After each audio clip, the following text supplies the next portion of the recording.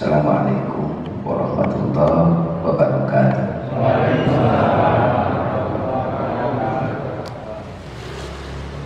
Rasul bersabda, innahu sayusibu ummati, sesungguhnya umatku akan ditimpa oleh penyakit-penyakit umat. Sahabat bertanya, wa ma da'ul umami ya Rasulullah, apa saja penyakit-penyakit umat itu ya Rasulullah? Rasul sebutkan satu persatu. Al-Ashir. Al-Ashir itu adalah bahasa lain daripada kufur nikmat. Kufur nikmat. Al-Bator. Al-Bator itu artinya sombong. Gejala hati merasa lebih dibandingkan dengan orang lain. Berikutnya at-tanafusu fid dunya, berlomba di dalam urusan dunia. Berikutnya adalah at-tahassudu, dengki. Berikutnya adalah at-tabaghud, berbenci-bencian, marah terhadap yang lainnya, kelompok satu dengan kelompok lainnya, golongan satu dengan golongan lainnya, sehingga timbul pertengkaran yang berujung pada saling mengalirkan darah satu dengan yang lain. Hadirin yang dimuliakan Allah Subhanahu wa taala, al-ashir, kufur nikmat. Banyak mungkin di antara kita semua banyak mendapatkan karunia nikmat yang banyak dari Allah Subhanahu wa taala kepada kita semua. Tapi seberapa jauh kalau kenikmatan itu bisa menjadi sebuah energi untuk semakin dekat kita kepada Allah Subhanahu wa taala. Ini persoalannya. Ini persoalannya. Banyak nikmat yang Allah karuniakan kepada kita semua yang seyogianya kita pergunakan sebagai energi untuk lebih dekat kepada Allah, tapi fakta yang ada dengan nikmat tersebut justru malah menjauhkan diri kita daripada Allah Subhanahu wa taala. Itu kufur nikmat. Nikmat kita sebagai pemimpin, nikmat kita sebagai penguasa, nikmat kita sebagai orang yang kaya, nikmat kita sebagai orang yang sukses dan lain sebagainya. Kufur nikmat masuk kepada pusaran-pusaran kehidupan. Alhamdulillah rabbil alamin, hamdan syakirin, hamdan na'imin, hamdan yuwafi ni'amahu wa yukafi mazidah. Allahumma sholli ala sayyidina Muhammadin wa ala alihi wa sahbihi wa mawalah. Asyhadu an la ilaha illallah wahdahu la syarika lah wa asyhadu anna Muhammadan abduhu wa rasuluhu alladzi la nabiyya ba'dah. Pengarsa ingkang rangka Bapak Ustaz Dayat sekaligus guru simkuling, bangga saya bersahabat dengan beliau, senang saya bersahabat dengan beliau. Semangat untuk senantiasa mendekatkan kalimat-kalimat Allah, terus berkorban dalam jiwa beliau. Berulang kali beliau terpilih menjadi pengurus DKM Baitur Rahmah. Walaupun terpilih atau tidak terpilih, semangat beliau tetap utuh untuk Baitur Rahmah demi tegaknya nilai-nilai ajaran agama. Kami bangga, saya bangga kepada beliau. Beliau pun adalah salah seorang penasehat daripada MUI Kecamatan Rancasari beserta jajaran yang lain. Bapak Ketua RW yang saya hormati, Bapak Haji Bambang, seringkali kita bertemu bersua di lain tempat, lain kesempatan, tapi lahir dengan demikianlah kita harus bertemu seperti itu. Sudah barang tentu Bapak Ibu, mungkin belakangan ini saya tidak terlalu banyak beredar di sekitar sini karena kebetulan ayah tempat kalau itu Alin Marudak di Nagrek tempat diajar Alin Batasan Peryogi Perhatosan ada khusus menulis sering kualui Bandung Nagrek itu.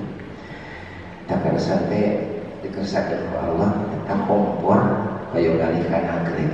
Dengan maksud teh karena gara-gara kompor aya aya di nagrek. Kan gitu. Da aya ieu nya aya khodanul kompor nah coba. Jadi kan aya teh kana nagrek deui. Di suatu kali gitu lah wawi Bandung nagrek mohon ulah bukan tiwanian bukan itu gara-gara na kompor ya pengersa para sesepuh bapak sehat ras bagi-bagi bapaknya Yusuf barokah sehat dan barokah bapak-bapak ibu-ibu sadaya para sesepuh anu pantasna kesimpulan pantasna memang disepuhkeun gitu kan jadi wilah-wilah sadaya disepuh kesimpulan pantasna raka dianggap raka pantasna lain dianggap lain oke ibu-ibu sadaya anu sekali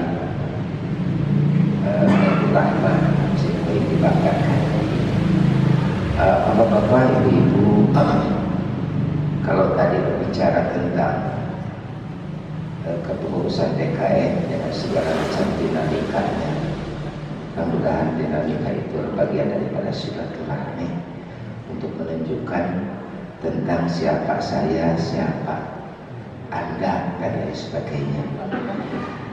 Lantas bingung,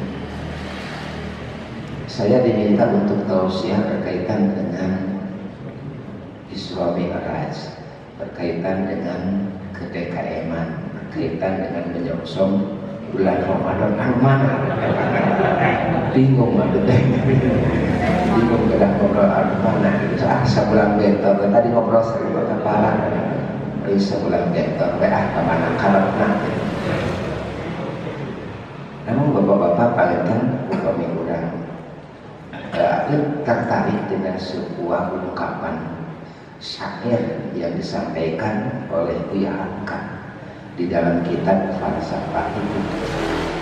Buku itu dikarang oleh beliau tahun 40-an. Usia beliau itu masih muda, tapi sudah mampu mengarang buku yang cukup luar biasa di falsafah itu. Syair di awal daripada lembar pertama di jilid bagian 8 itu, bagian dalam itu beliau menuliskan syair demikian. Rumah berdiri karena tiang rusak, rumah binasa. Tiang bangsa adalah budi rusak, hancurlah bangsa. Nah ini kalimat yang sangat indah yang disusun oleh beliau. Rumah berdiri karena tiang rusak, rumah binasa.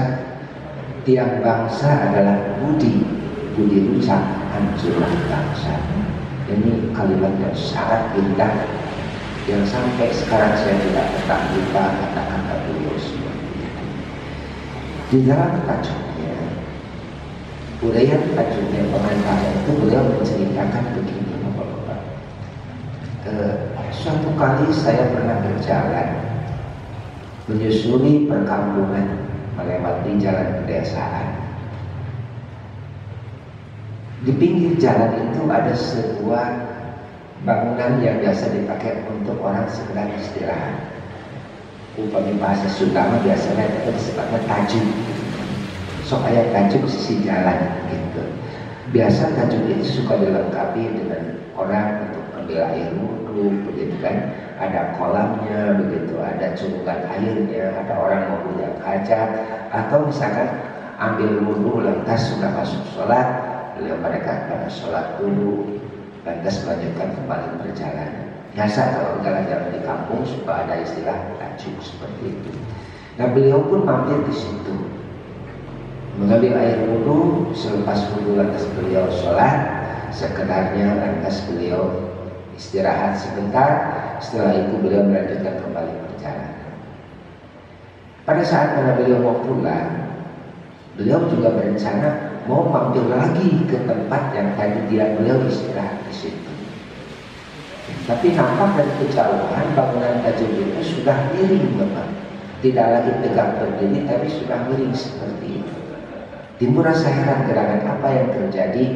makin dekat beliau perhatikan ternyata kenapa bangunan itu miring. Nah, ternyata batu penyangga salah satu daripada sudut kajut itu sudah bergeser, sudah lepas, sehingga pada akhirnya bangunan itu miring seperti ini. Kenapa bergeser batu tersebut? Ternyata batu tersebut bergeser disebabkan karena airnya yang ada di kolam itu rebah, gitu kan. Kolamnya itu airnya terkuras habis. Lantas beliau lihat ternyata ada pinggir daripada tanggul kulak tersebut atau kolam tersebut sudah rebah. Begitu. Nah, ini yang menyebabkan rebah ini sehingga air ini terkuras habis, lantas batu pun terbawa hanyut dan lantas bangunan itu tidak lagi tersanggah oleh batu penyangga itu. Lantas beliau amati apa sih penyebab daripada kolam itu tanggulnya harus rebah. Ternyata beliau amati sekeliling kolam itu, ini penyebabnya. Ini penyebabnya. Apa penyebabnya? Ada selembar daun cempedak nempel di lubang pembuangan air. Daun cempedak, daun nangka itu nempel di tempat pembuangan air di situ. Nutup langsung, kan biasa pakai bambu kalau yang namanya di kampung, nutup rapat seperti itu. Inilah penyebabnya. Karena daun cempedak tadi, selembar daun cempedak, maka mengakibatkan air itu makin lama makin naik, makin lama makin naik, yang pada akhirnya tanggul tak kuat, jebol itu kan. Hanya selembar daun cempedak. Bapak-bapak, ibu-ibu, ini nampaknya sederhana saja, tidak harus kita pikirkan, tapi sesungguhnya di situ mengandung makna yang sangat dalam sekali. Cuma gara-gara selembar daun cempedak mengakibatkan tanggul tersebut jebol, rebah, yang pada akhirnya bangunan yang ada di sekitarnya pun batunya bergeser, yang karenanya maka bangunan itu juga jadi miring, tidak bisa dipergunakan. Daun cempedak hanya selembar sampah yang mungkin selembar sampah kita anggap tidak ada masalah, tidak ada apa-apa. Tapi kalau selembar sampah tersebut menempel pada salah satu titik yang sangat strategis, nah itu ternyata bisa mengganggu mekanisme proses kehidupan yang sesungguhnya. Sampah di sini bisa diartikan secara tangible, sampah-sampah yang berserakan di mana-mana. Tapi saya lebih menyoroti kepada aspek sampah dalam arti yang lain. Sampah-sampah di sini adalah sampah-sampah kehidupan. Saya ingin mencoba menyoroti Isra Mi'raj dari sisi yang lain, karena persoalan Isra Mi'raj sudah tidak salah lagi, sudah semua tuntas diterima secara iman tentang peristiwa Isra dan Mi'raj. Tapi saya mencoba melihat daripada sisi yang lain, tentang nilai-nilai daripada kehidupan, bahwa ternyata sampah itu berserakan, bisa terjadi di mana-mana. Sampah-sampah itu bisa ikut di dalam pusaran kehidupan rumah tangga. Sampah-sampah itu bisa ikut pada pusaran kehidupan kita di dalam bermasyarakat, berbangsa, bahkan bernegara. Sampah-sampah kata-kata yang terlontar tanpa kontrol, sampah-sampah kebijakan yang diterapkan tanpa dipikir panjang, dan lain sebagainya.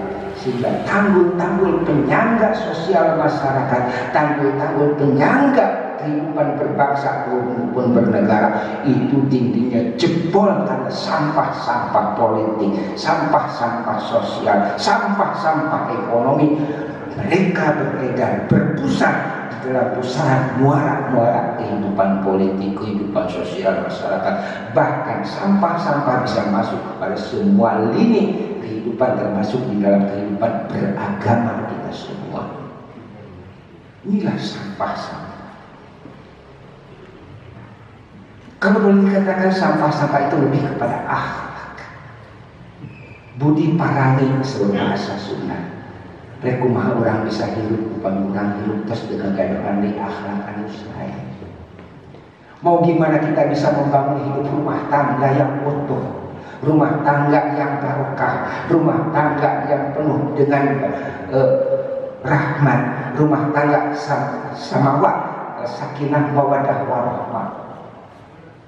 Sakinah mawaddah warahmah hanya sekedar menara gading, jauh panggang daripada api antara konsep dengan kenyataan. Konsepnya indah, samawa itu demikian, tapi fakta dan kenyataan tidak dibangun pada pondasi yang kuat. Kenapa? Karena pondasinya penuh dengan sampah-sampah nilai kehidupan, akhlak yang buruk di dalam kehidupan, akhlak yang buruk sebagai seorang suami, akhlak yang buruk sebagai seorang istri, akhlak yang buruk di mata anak-anak, akhlak yang buruk dalam kehidupan, akhlak yang buruk dalam komunikasi. Begitupun di dalam kehidupan sosial yang lain, kehidupan bermasyarakat, akhlak itu ternyata penting.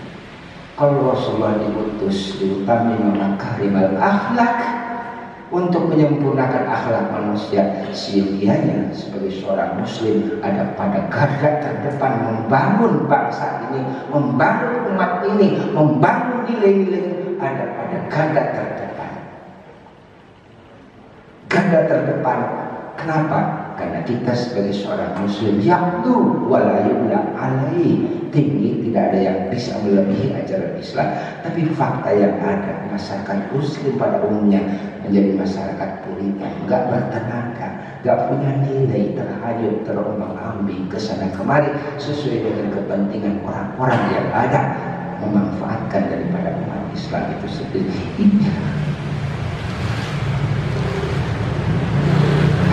Jamaah rahimahullah, pertanyaan apa saja yang bisa menyebabkan sampah-sampah kehidupan tersebut ternyata bermuara kepada akhlak hati kita semua. Rasul bersabda, innahu sayusibu ummati, sesungguhnya umatku akan ditimpa oleh penyakit-penyakit umat.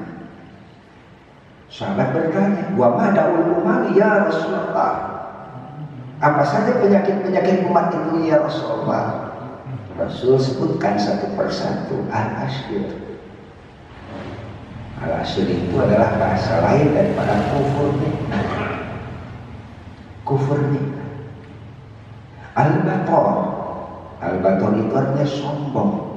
Gejala hati merasa lebih dibandingkan dengan orang lain. Berikutnya at-tanafusu fid dunya, berlomba di dalam urusan dunia. Berikutnya adalah at-tahassudu, dengki.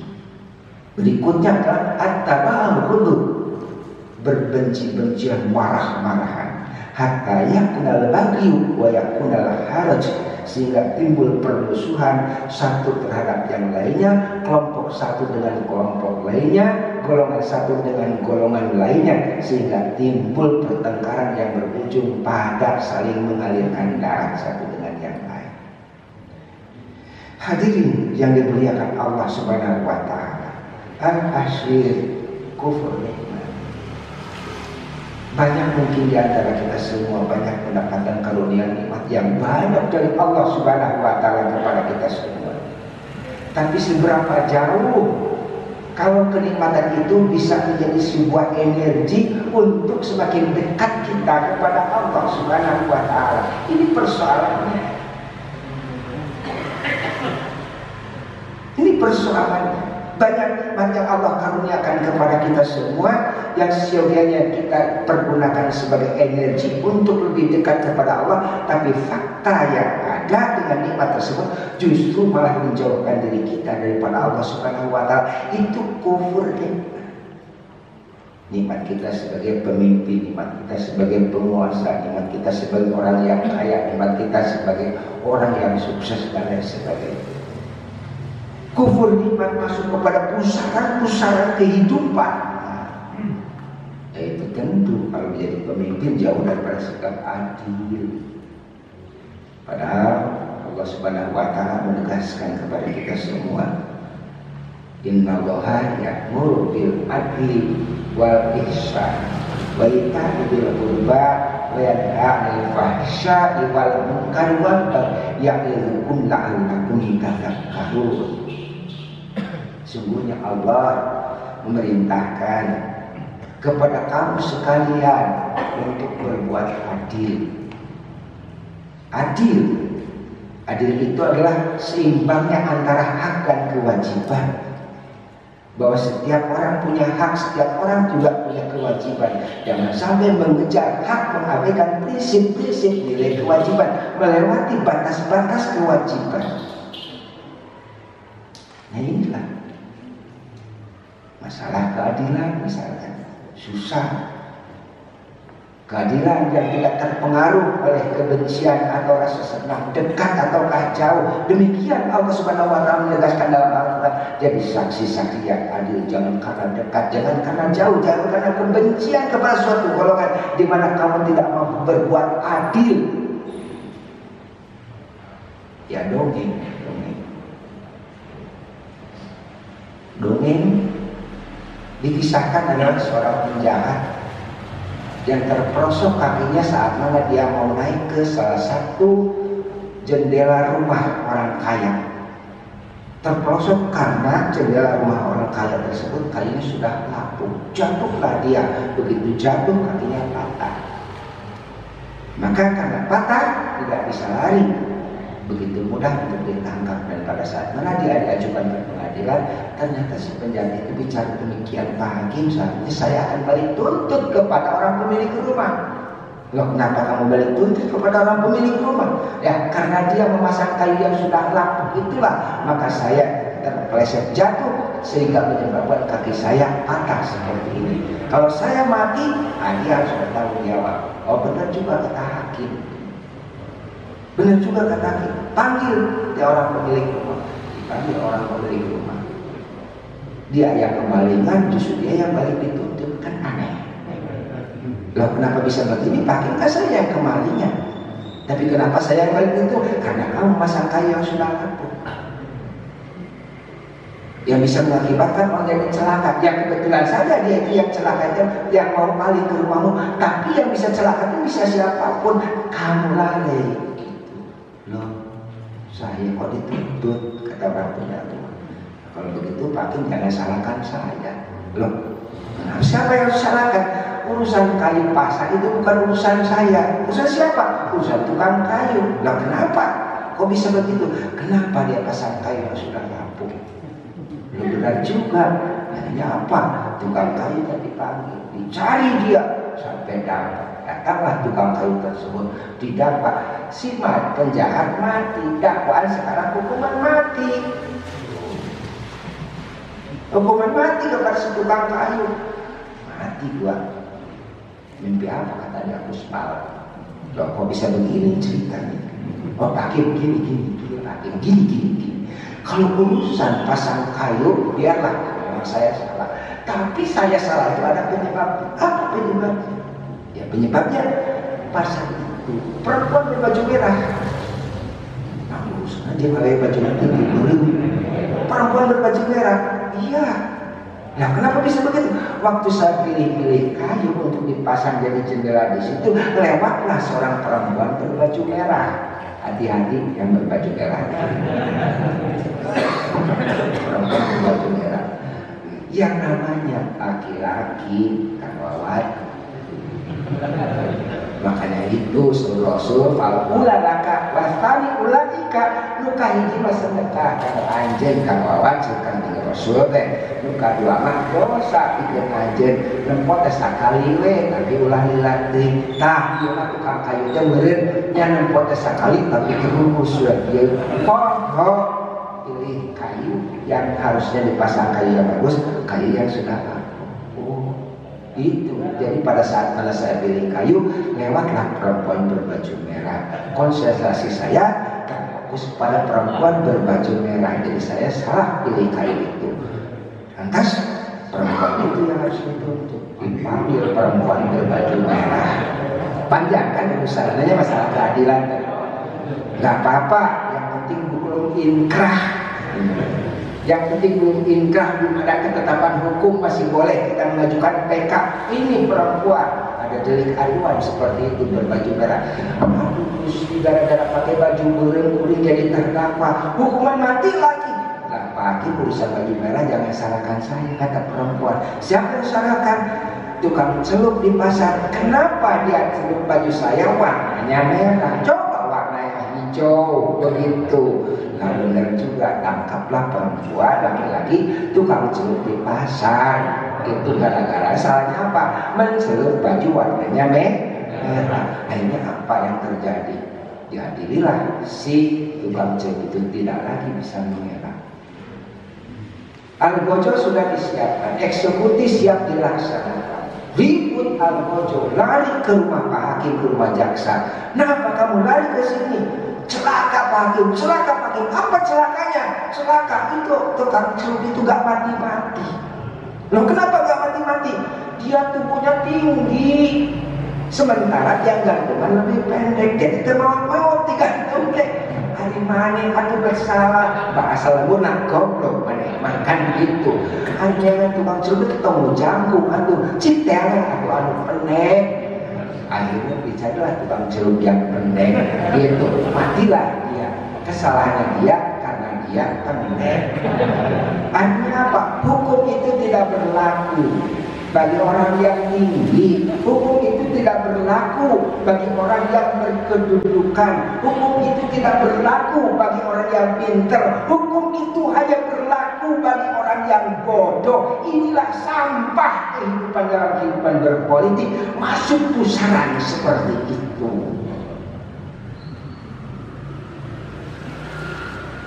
Belum lagi nanti membahas tentang sombong, membahas tentang dengki, membahas tentang benci dan marah-marah. Kalau itu masuk pada pusaran-pusaran muara kehidupan, tanggul-tanggul penyangga negeri ini akan jebol.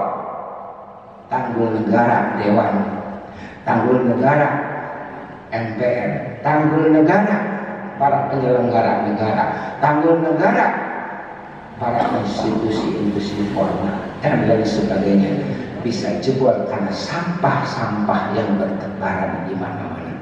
Walau sekedar selembar sampah daun cempedak bisa jebol itu tanggul kolam. Bagaimana kalau sampah-sampah itu membludak di mana-mana? Hadirin yang dimuliakan Allah Subhanahu wa taala. Nah, urusan anak senang pelantikan DKM saya sama begitu. Hadirin yang dimuliakan Allah, institusi DKM adalah institusi strategis Pak RW. Membangun akhlak umat, membangun akhlak bangsa. Bisa dibayangkan kalau tanpa masjid mau jadi gimana ini umat? Masjid inilah benteng pertahanan umat.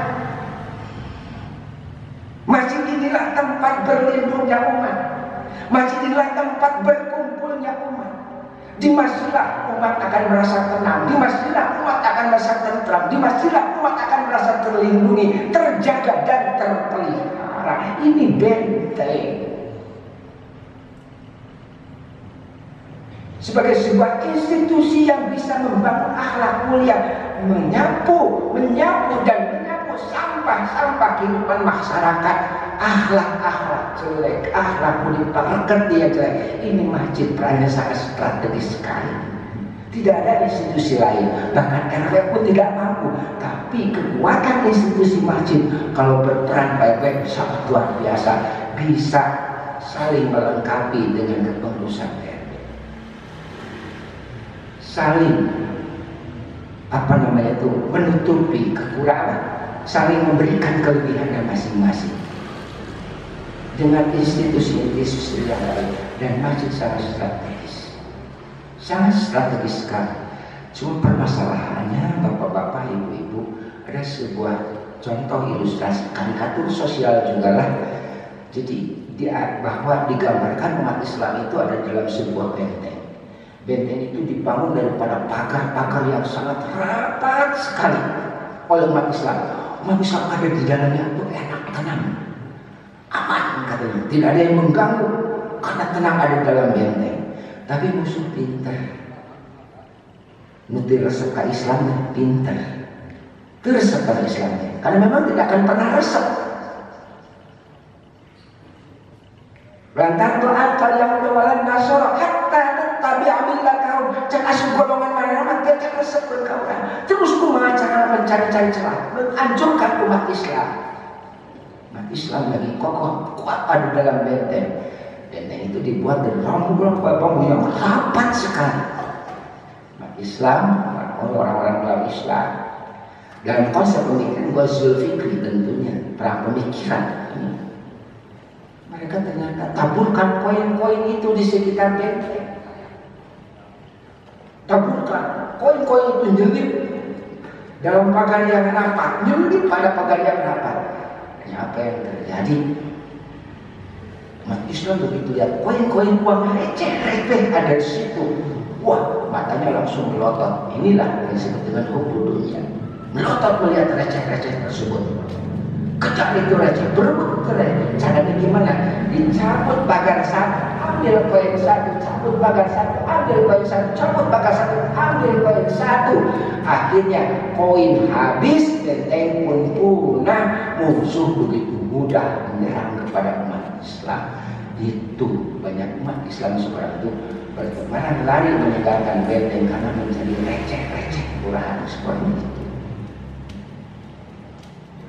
Inilah hadirin yang dimuliakan Allah Subhanahu wa Ta'ala. Bagaimana sifat hubu dunia berlomba dalam urusan dunia itu ternyata bagian daripada akhlak yang buruk. Jadi sampah-sampah di dalam kehidupan kita semua. Nah, oleh karena itu peranan masjid ini sangat strategis sekali di dalam membangun akhlak mulia umatnya, dari mulai generasi anak-anak sampai kepada generasi yang sudah sepuh aktif di masjid. Cuma saran Nabi seuranlah arah-aranom gitu. Seuran arah-aranom sepuh tuturi handayani begitu. Karena langkah sepuh terus tekiat ku angin, terus tekiat ku panas, mudah begitu. Beda dengan orang tua begitu. Banyak hal di masjid ini yang tidak bisa tercover oleh energi orang tua. Anak muda lah yang harus di depan. Dan paling gila lagi anak muda teh naon terlebah era lah dari kolot bahasa era itu anak muda biarlah gila-gilaan di masyarakat. Jadi bangkitkanlah semangat anak muda untuk berkiprah bareng-bareng di masjid. Posisi orang tua lebih kepada tutur handayani, salah makan naon anak-anak, dan juga anak-anak tidak akan mahir naik sepeda kalau dia tidak pernah lecet-lecet dulu waktu belajar sepeda.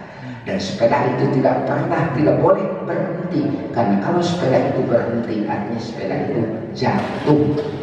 Biarkanlah terus belajar sepeda, kayu ke sepeda, biar berjalan. Karena syarat supaya sepeda tidak jatuh artinya kalau rodanya berputar, begitu pun di masjid. Supaya hidup ini terus maju, harus roda itu terus berputar. Jangan dibiarkan roda kehidupan masjid ini terhenti, karena saat pada berhenti langsung jatuh. Itu demikian mungkin. Nah, itulah sadar vetor anggaran gitu tak pada di rumah tadi maknanya. Tapi intinya yuk kita bersama-sama berjuang lillahi ta'ala. Mudah-mudahan bapak-bapak ibu sadar sehat dan barokah, rezeki anu syukur bari barokah, banyak yuswa barokah sadayana. Yuk kita membangunkan masjid dan usaha di masjid di mulena ku urang dinantos batur mah teresepeun ka masjidna. Ayeuna terus dipretelan lah persoalan masjid teu kada dicari deui lah, pilih janten sampah-sampah politik lah upama diobrolkeun.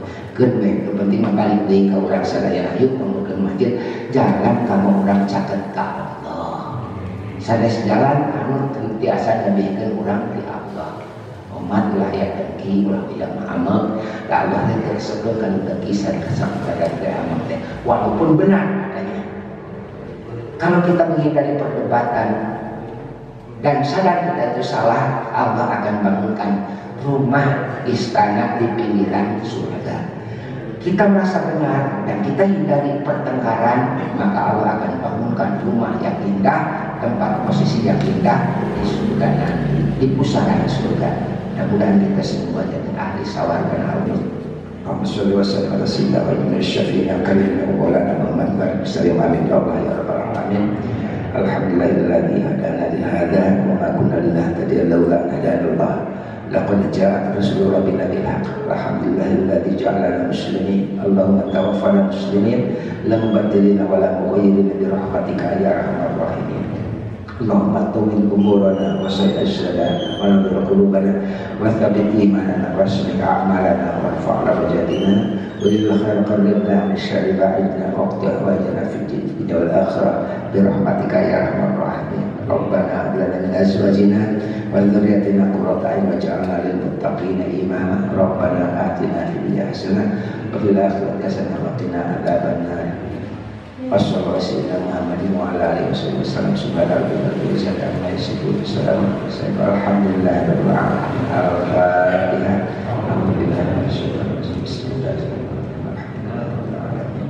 Ar-Rahmanir-Rahim. Maliki yaumiddin. Iyyaka na'budu wa iyyaka nasta'in. Shiratal mustaqim. Shiratal ladzina an'amta 'alaihim ghairil maghdubi 'alaihim. Hatur punten. Assalamualaikum warahmatullahi wabarakatuh.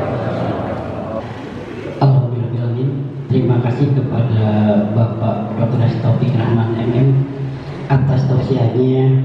Mudah-mudahan menjadi pembekalan kita di dalam masyarakat.